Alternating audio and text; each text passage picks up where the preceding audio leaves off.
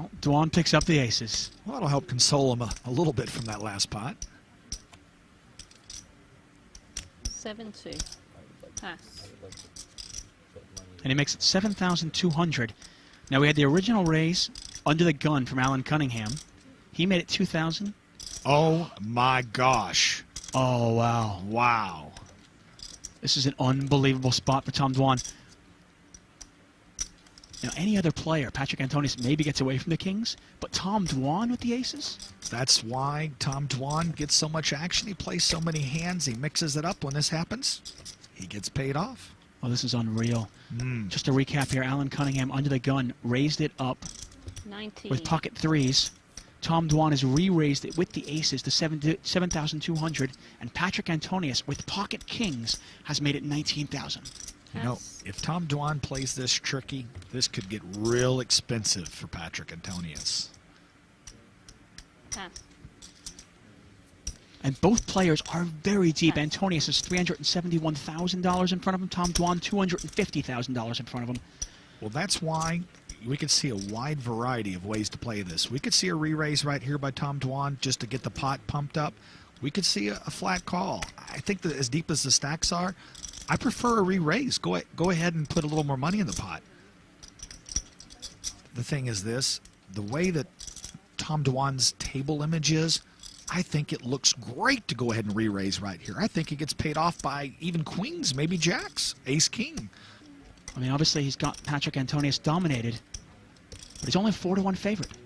He's going to lose 1 out of 5 times against those kings. That's why I like a re-raise right here. Take the lead on this pot.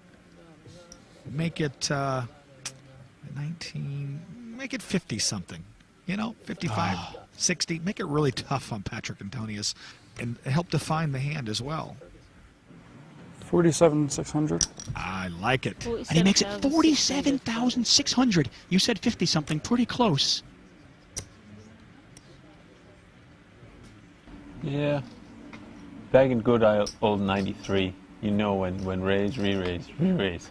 They had kings to raise. Not anymore. That was back in the good old days. What's that? When you knew what they had was this action. It was kings raises. Yeah.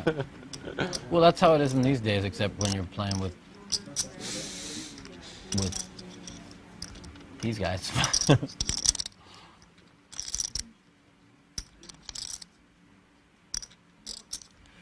Everybody had to put out tapes on how to play. It's your fault. You ruined everything. It's like nobody knew how to play. That was like the last year. Patrik trying to work this one out. In the world became superstars, especially 07, 08. Patrik Antonius started the pot with 371,000. Tom Dwan, 250,000. And look at this. Oh my gosh. Cool. Patrik Antonius is all in. Tom Dwan calls immediately. Did it have the aces and kings? What'd you say? They don't have aces and kings when to raise, re-raise, re-raise? I guess they do sometimes.